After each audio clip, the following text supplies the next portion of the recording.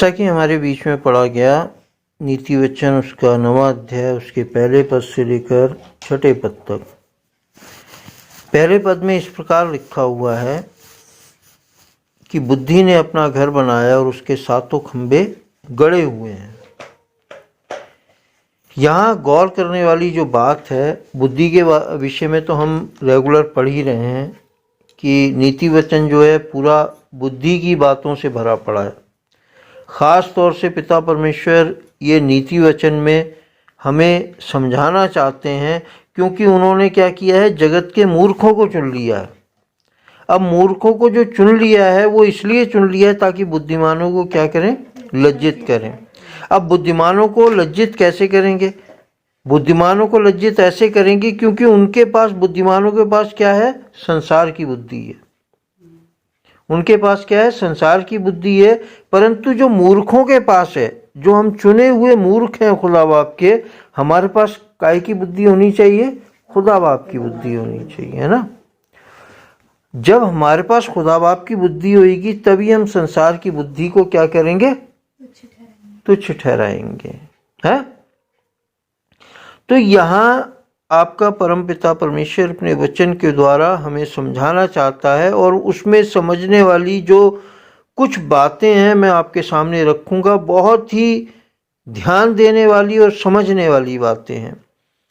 बुद्धि ने अपना घर बनाया और उसके सातों खंबे गड़े हुए हैं। 7 खंबे हैं। घर जब बनता है, मनुष्य जब घर अपना बनाता है तो क्या करता है कि वो उस घर को ऐसा बनाता है कि वो घर क्या हो, मजबूत बने, हैं। घर के विषय में यीशु मसीह ने भी बताया कि बुद्धिमान ने क्या किया, अपना घर चट्टान पे बनाया है। और यहाँ हम सुन रहे हैं कि बुद्धि कह रही है कि बुद्धि ने अपना घर बनाया और उसके सातों खंबे गड़े हुए हैं। बुद्धि क्या है, जो परमेश्वर के, पिछले वचनों में हमने पढ़ा था कि परमेश्वर के संग थी जब पृथ्वी नहीं बनाई गई थी, जब धूलि के परमाणु नहीं बनाए गए थे, जब से क्या है कि बुद्धि परमेश्वर पिता के साथ साथ बनी हुई है। आज ये बुद्धि हमसे क्या कह रही है कि जब बुद्धि ने अपना घर बनाया, हम तो अपना घर बनाएंगे तो मजबूती से बनाएंगे, है ना। यीशु मसीह ने कहा कि बुद्धिमान वो है जो अपना घर चट्टान पे बनाता है। लेकिन यहाँ बुद्धि अपना घर बना रही है और बुद्धि क्या कह रही है कि मैंने अपने जो घर के हैं सातों खंबे जो हैं वो गढ़े हुए हैं। अब ये 7 खंबे क्या हैं?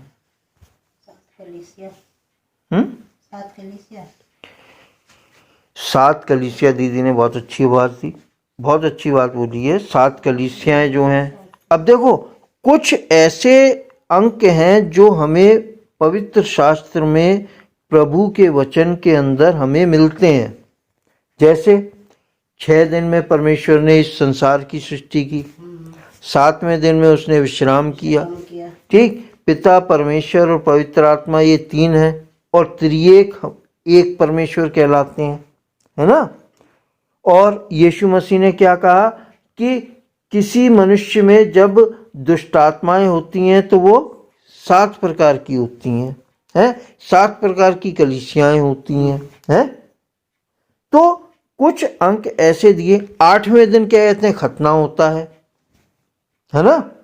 तो कुछ ऐसे शब्द हैं जो बाइबल हमें बताती है कि अंक हैं ऐसे जो खुदा बाप ने शुरू से कहते हैं इस संसार को बनाने के लिए रखे।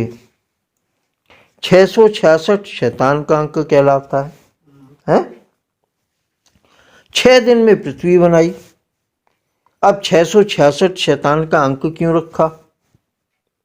ये सब बातें जो हैं रहस्य की बातें हैं। इन्हें समझने के लिए हम उथले मन से, हम छोटे मन से नहीं समझ सकते हैं।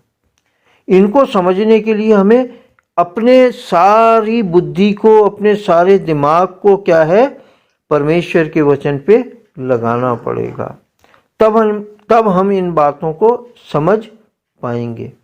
अन्यथा हम इन बातों को क्या है, जैसे आम लोग पढ़ते हैं वैसे हम भी पढ़ के समझ बैठ जाएंगे। अब यहाँ बुद्धि क्या कहती है कि बुद्धि ने अपना घर बनाया और उसके सातों खंबे गड़े हुए हैं। 7 खंबे यानी कि 7 आत्माएं, कलीसियाएं, है ना, 7 कलीसियाएं, 7 आत्माएं उसके घर की नींव हैं। और वो 7 आत्माएं क्या है? बुद्धि का आत्मा, पराक्रम का आत्मा, युक्ति का आत्मा और संयम का आत्मा, प्रेम का आत्मा, धीरज का आत्मा है। तो ये क्या है कि परमेश्वर के गड़े हुए बुद्धि के घर के 7 खंबे हैं। अब दूसरे पद में क्या लिखा है? उसने अपने पशु वध करके अपने दाख मधु में मसाला मिलाया है और अपनी मेज लगाई है।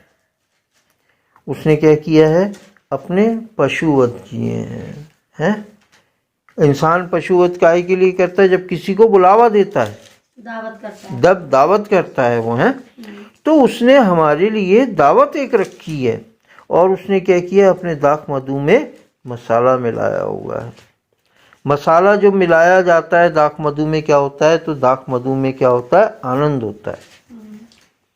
बहुत से लोग मसाला मिलाए हुए, जैसे हम आगे नीति वचन में पढ़ेंगे कि मसाला मिलाए हुए दाख मधु से लोग मतवाले हो जाते हैं। अब यहाँ हम इन बातों को समझने की थोड़ी कोशिश करें कि परम पिता परमेश्वर हमें क्या समझाना चाहता है। बुद्धि ने अपना घर बनाया है, उसके 7 खंबे गड़े हुए हैं। उसने अपने पशु वध करके अपने दाख मधु में मसाला मिलाया है और अपनी मेज लगाई है। मेज इंसान किसके लिए लगाता है? अपने पाहुनों के लिए, यानी कि जिनको वो बुला रहा है, जिनको अपनी दावत में बुला रहा है, उनके लिए वो मेज लगाता है। तो हम लोग क्या हैं? वचन बताता है कि तुम में से बहुतेरे बुलाए हुए हैं, तुम में से बहुतेरे चुने हुए हैं, तुम में से बहुतेरे ठहराए हुए हैं। देखो, बुलाए हुए अलग हैं, चुने हुए अलग हैं, ठहराए हुए अलग हैं। हर एक का अपना अपना काम है। मैंने अपने जीवन में जहाँ तक समझा है, मैंने क्या समझा है कि परमपिता परमेश्वर ने मेरे को, प्रभु यीशु मसीह ने बचपन से चुन लिया। क्यों मैंने अपने आप को ये समझा है? क्योंकि जब मैं मात्र 3.5-4 साल का था, 5 साल का था, तब प्रभु यीशु मसीह ने मुझे दर्शन दिए। अब हम देखते हैं जगत में लोग वाग प्रभु के दर्शन के अभिलाषी हैं। लोग वाग क्या कुछ नहीं करना चाहते। 40 दिन के आजकल फास्टिंग प्रेयर चल रही हैं, आजकल 40 दिन के उपवासीय प्रार्थनाएं चल रही हैं। लोग वाग चाहते हैं कि प्रभु के हमें दर्शन हो जाएं, लेकिन प्रभु ने मेरे बिना मांगे, मेरी बिना चाहत के, उन 4-4.5 साल की उम्र में मुझे क्या किया? दर्शन दिया। और मुझे ऐसे दिखाई दिए जैसे हम एक दूसरे को देखते हैं, और मैं उस दर्शन को आज तक भूल नहीं सकता है। तो मैं अपने आप को क्या समझता हूं कि प्रभु ने मेरे को बचपन से ही चुन लिया। तो चुने हुए अलग हैं, बुलाए हुए अलग हैं, और ठहराए हुए भी अलग हैं। यहाँ बुद्धि ने क्या किया है कि अपनी मेज लगाई है, और मेज में क्या है कि उसने अपने पशु वध किए हुए हैं और मसाला मिलाया हुआ दाख मधु तैयार किया है और अपनी मेज लगाई है। पशु जब वध किया जाता है तो इंसान की तृप्ति के लिए वध किया जाता है कि उसका पेट खुशी के साथ भरे हैं। खुदा बाप मन्ना भी इंसान को दे रहा था। इस्राएलियों को क्या खुदा बाप ने मन्ना भी दिया, लेकिन मन्ना पशु नहीं था, पक्षी नहीं था। लेकिन लोग बागों ने क्या किया कि कहा कि हमें तो कहते हैं बटेरे खानी है, हमें तो मांस खाना है। तो खुदा बाप ने उन्हें मांस भी दिया। लेकिन यहाँ बुद्धि हमें ऑलरेडी पहले से ही क्या दे रही है? मांस दे रही है, पशु दे रही है। उसने अपने पशुओं को वध किया है। तो देखो, बुद्धि को प्राप्त करना ही सारी दुनिया की, संसार की बातों का मूल विषय है। कोई तुम्हारे लिए कुछ नहीं कर सकता है। अगर तुम्हारे पास बुद्धि नहीं है तो तुम्हारे पास कुछ भी नहीं है। संसार की इतनी बड़ी दौलत है तो भी तुम्हारे काम नहीं आएगी, क्योंकि जब इस संसार को छोड़ के जाओगे तो क्या सब कुछ यहीं धरा रह जाएगा। लेकिन अगर बुद्धि को प्राप्त कर लोगे और बुद्धि से अपने जीवन को बिताओगे तो वो स्वर्गीय धन परमपिता परमेश्वर के राज्य में इकट्ठा करोगे, जिसे ना चोर चुरा सकता है और जिसे ना कीड़ा खराब कर सकता है। और बुद्धि कहाँ रहती है? यहोवा के भय मानने में रहती है। तो किसे प्राप्त करना जरूरी? क्या संसार के धन को? बुद्धि को। क्योंकि बुद्धि हमें अपना सब कुछ दे रही है। अपने पशुओं को वध भी करके दे रही है, हमें मसाला मिला हुआ दाख मधु भी दे रही है, जो इंसान को आनंद देता है। देखो यहाँ समझने वाली बात है, जो क्या है इंसान को आनंद देता है और जो शुरू से चला आ रहा है, आज नहीं नया बन रहा है।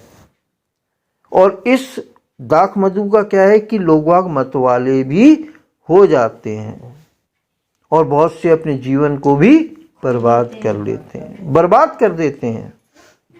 तो हमें क्या है, अगर हम अपने जीवन में परमपिता परमेश्वर का भय मानेंगे तो हमें बुद्धि मिलेगी, और बुद्धि मिलेगी तो हमें सब कुछ मिल जाएगा। और जब सब कुछ मिल जाएगा तो हमें उन सब कुछ को क्या है, बड़े ही बुद्धि और समझ के द्वारा इस्तेमाल करना है अपने जीवन में। क्योंकि हमें बुद्धि मिल जाने पे, हमें सब कुछ जब मिल जाएगा तो कहीं ऐसा ना हो कि सब कुछ प्राप्त करने के बाद हम बहक जाएं, हैं? कहीं ऐसा ना हो कि सब कुछ प्राप्त करने के बाद हम बहक जाएं और बहक करके हम क्या है, शैतान का सा दंड पाएं। क्योंकि शैतान को क्या है, परमपिता परमेश्वर ने सब कुछ दे दिया। संसार में उस जैसा सुंदर कोई नहीं, संसार में उस जैसा ज्ञानी भी कोई नहीं, क्योंकि वो खुद परमपिता परमेश्वर के पुत्र प्रभु यीशु मसीह को वचन के द्वारा फंसा रहा था 40 दिन के अंदर। हैं? गलत बोल रहा हूं मैं? हैं?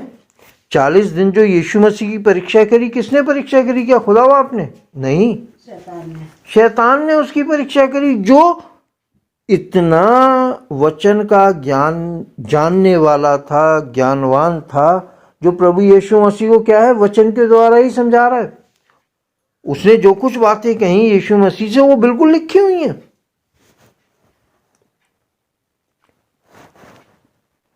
अब मैं बारी बारी से उन बातों का वर्णन नहीं करूंगा, वरना बहुत लंबा हो जाएगा, है ना। तो जो कुछ उसने यीशु मसीह से कहा, पूछा, वो सब कुछ वचन में ऑलरेडी लिखा हुआ था। और यीशु मसीह ने भी कहां से जवाब दिया? जो ऑलरेडी वचन में लिखा हुआ था। और इस कारण से क्या हुआ, शैतान ने मात खाई। क्यों? क्योंकि वचन क्या है, दो धारी तलवार है। आज हम लोग वचन की एक बात को समझ लेते हैं, दूसरी बात को नहीं समझते हैं। आज हमने समझा दाख मधु क्या कहते हैं, मसाला मिला हुआ बहुत अच्छा है, तो हम क्या कहते हैं, दाख मधु में मतवाले हो जाते हैं। बहुत से लोगों को क्या कहते हैं कि भाई वचन में तो लिखा हुआ है दाख मधु पीना चाहिए, है, लेकिन क्या है, ये भी तो लिखा हो कि मतवाले ना बनो, पियक्कड़ ना बनो, मतवाले मत बनो, है। हमें ये भी समझना चाहिए।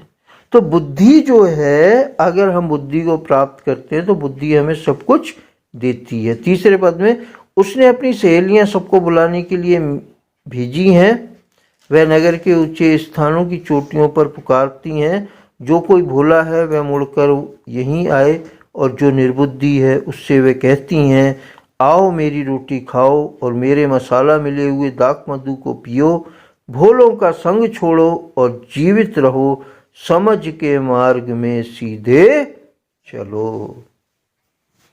ये सब कुछ उसने क्यों किया है?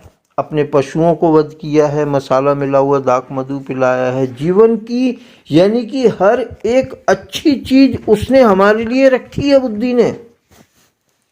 जो समझने वाली बात है वो ये है कि बुद्धि ने, अगर हम बुद्धि को प्राप्त करते हैं तो बुद्धि ने हमारे लिए सब कुछ अच्छी अच्छी ऐसी चीजें रखी हैं जो कहते हैं संसार जिनके पीछे भाग रहा है, अपने आप को भी गंवारा कर देता है, धोखा देता है, दूसरे का कत्ल करता है, दूसरे की हानि करता है?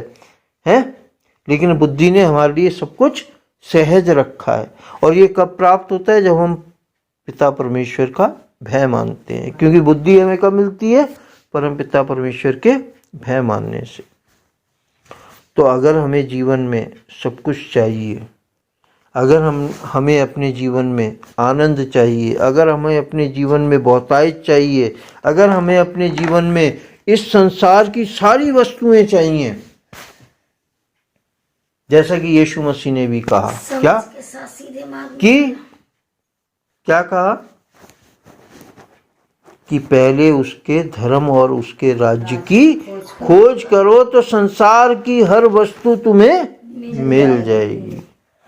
आज क्या है कि हम बाद में उसके धर्म और राज्य की खोज करेंगे, क्योंकि कहते हैं कि अरे क्या करना है, जब बुढ़े हो जाएंगे तब धर्म और राज्य की खोज कर लेंगे। लेकिन दाऊद कहता है कि मैं जवानी में अपने दिनों को प्रभु के भय में बिताऊंगा। है?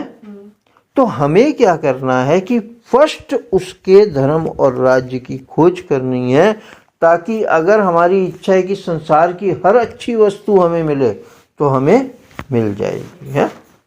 तो परमपिता हमें से हर एक को आज ये अपनी आशीष दे, अपना आशीर्वाद दे कि हम सबसे पहल जो है जीवन में अपने प्रभु को, अपने पिता को, अपने परमेश्वर को पहला स्थान दें, उसका भय माने, ताकि बुद्धि हमारे साथ हो और बुद्धि की तमाम आशीषें हमारे ऊपर आने पाए। प्रभु यीशु मसीह के नाम में आमीन, आमीन, आमीन।